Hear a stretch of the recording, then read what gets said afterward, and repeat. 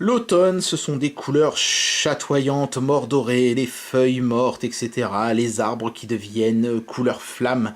Mais tout ça, c'est bien gentil, mais il faut encore le prendre en photo pour l'immortaliser. Et quoi de mieux que de se mettre devant et de faire ce sempiternel putain de dieu de selfie de merde. Arrêtez les gens de faire des selfies. Ça fait vraiment narcissique, merde. C'est la raison pour laquelle aujourd'hui on va voir une perche à selfie ensemble. Oui, je suis un putain d'enculé d'hypocrite. Voilà, donc comme vous pouvez le constater dans une boîte avec des choses qui brillent, ici il y a marqué Adis, apparemment ce serait la marque du truc, et ici il y a marqué des choses en chinois qui ont l'air super top, notamment il y a marqué High Quality, avec 5 étoiles. Oui, mais non, normalement c'est moi qui donne les étoiles les mecs. Hein. Voilà, et puis on a une charmante petite bandoulière sur le dessus de l'emballage, voilà, des fois que vous ayez envie de l'emmener faire un petit tour dans la forêt. Donc ça s'ouvre comme ceci, un morceau de mousse qui protège l'ensemble. Voici la perche à selfie qui est dans un putain d'imitation de métal doré. Je déteste ça. Depuis qu'Apple a décidé de faire des iPhones dorés, tout le monde met du doré partout. Putain, mais quel intérêt, quoi, franchement, sérieux, ça fait vraiment bling bling à fond. En dessous, on a pas mal de choses qui sont cachées d'ailleurs. On a une sorte de petite housse. Voilà, une sorte de housse au toucher pas super agréable d'ailleurs, hein, c'est un petit peu... on a l'impression un petit peu de toucher de la laine de verre, c'est pas génial. Enfin, j'imagine que ça la protège bien. On a un petit câble micro USB, hein, parce que ça marche avec une batterie, ce machin-là, il faudra le recharger. On a une bandoulière, une lanière, avec une sorte de petit machin qui se dévisse, ici. Je vois pas bien l'intérêt, mais voilà, ça se dévisse. Vous pouvez vous cacher vos pilules d'ectasy là-dedans, c'est bien.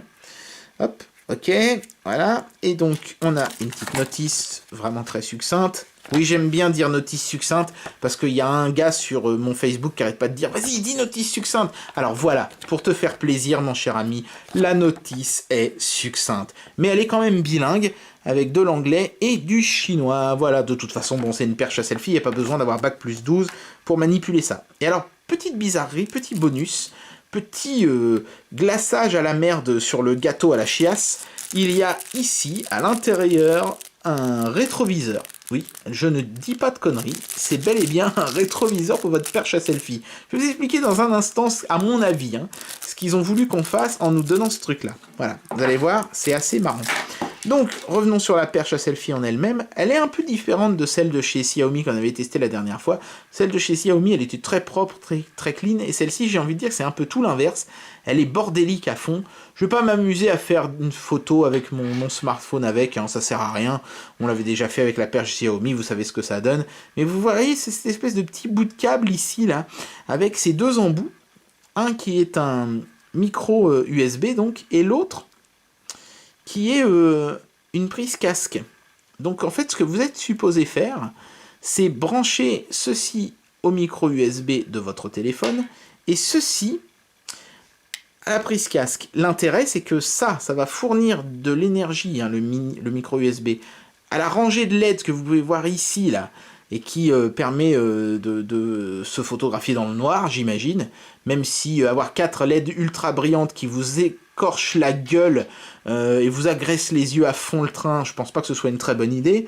Et la prise casque, elle sert de déclencheur, parce que cette perche à selfie n'est pas Bluetooth comme pouvait l'être celle de chez Xiaomi, elle est filaire. Voilà, c'est la grosse différence.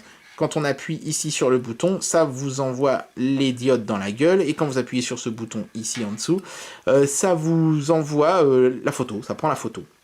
Bon, je vais pas vous envoyer les diodes dans la gueule parce que je suis pas un enfoiré, mais croyez-moi, elles sont beaucoup trop fortes, c'est complètement désagréable, et il n'y a pas moyen de les baisser en puissance. Hein. Donc vous l'avez compris, le smartphone vient prendre place ici, dans cette mâchoire mécanique qui grince affreusement.